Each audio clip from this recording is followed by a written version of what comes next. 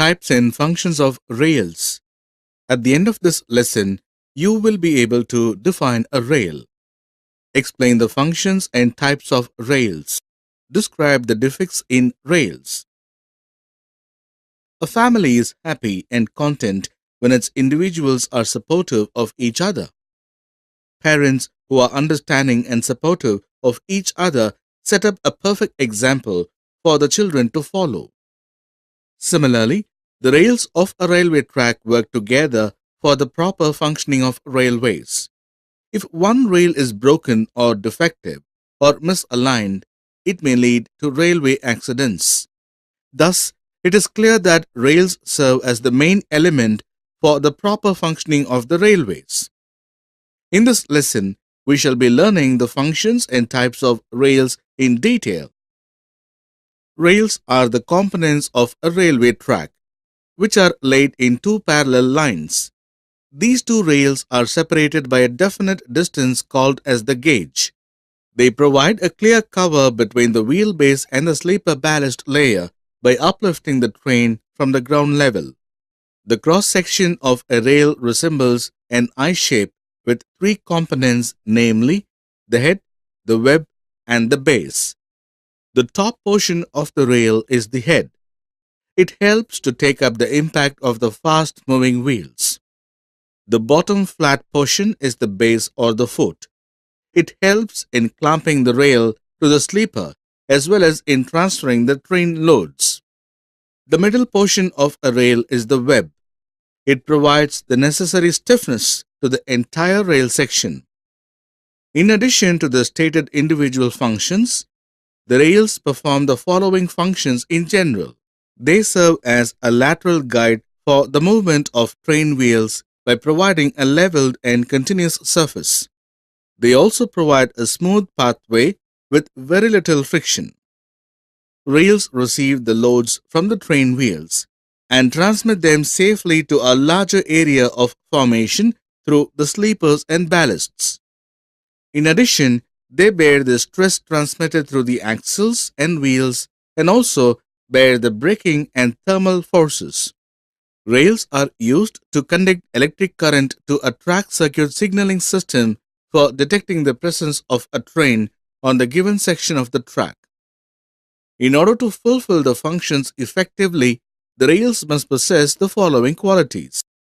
Besides the very high axle loads, the rails also experience the dynamic effect of the moving wheels. Hence, to resist these loads, the rails must possess high strength and must be of good quality. At the curves, along with the wheel loads, the rails also experience lateral forces, which can rip a rail line apart. Hence, a rail should have an adequate lateral stiffness to resist these forces. Further, the thickness of the rails decreases upon constant rubbing and pounding of wheels. To balance this, the rails must have sufficient thickness and wear resistance. Similarly, the rails must have adequate depth to manage wear in the vertical direction. Finally, the width of the rail head should be sufficient enough to accommodate the wheel flange and safely distribute the loads downwards. Now, let's discuss the various types of rails used in the construction of railway tracks. Based on the shape, the rails are classified as double-headed rails, bull-headed rails, and flat-footed rails. The rail section whose head and foot are of same dimension is called as double-headed or dumbbell rail.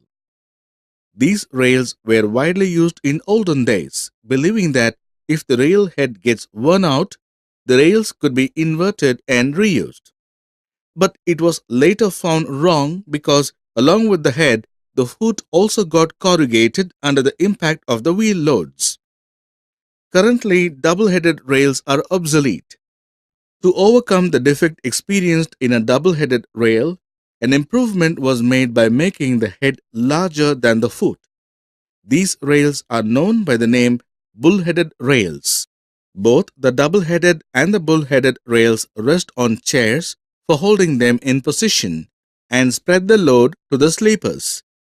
A bull-headed rail offers a better alignment, solid track, and a smooth ride than a flat-footed rail. The rail sections having their foot rolled to flat are called as flat-footed rails. Flat-footed rails are fixed to the sleepers using a bearing plate. Here, no chairs are required to hold the rails in position. Thus, they require less number of fastenings and are predominantly used nowadays. Before concluding, let us discuss the defects of rails. In spite of using high-quality steel and constantly maintaining the rails, there are some extreme cases which necessitate their removal. At some sections, the rail gets hogged, which subsequently yields the formation and loosens the fastenings. This hogging greatly affects the quality of a track and demands an immediate replacement. Due to the constant movement of the trains, the metals on the rail surface get chipped out, resulting in the formation of elliptical depressions. This defect is called as scabbing of rails. If left unnoticed, these depressions progresses leading to the fracture of rails.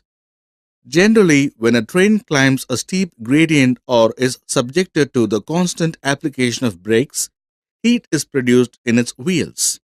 This heat forms depressions on the rails called as the wheel burns, which reduce the longevity of the rails. Besides this, minute depressions are also formed on the rail surface at irregular intervals, called as corrugations of rails. These corrugations are formed by various factors such as train operations, metallurgy, the age of rails, environmental conditions, presence of sand, etc.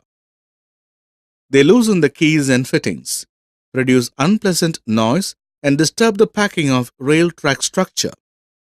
Majority of the track failures and derailments originate due to the defects in the rails. According to the degree of defect, a part of the rail or the whole rail is either removed or replaced. Thus, the safety of trains is ensured by using good quality rails and frequent monitoring and maintenance of tracks.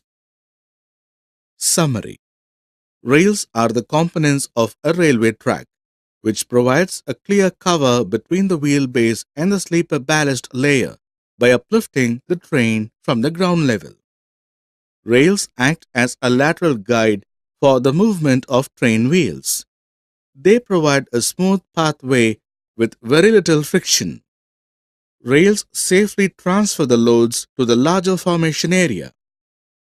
Based on the shape, the rails are classified as double-headed rails, bull-headed rails, and flat-footed rails.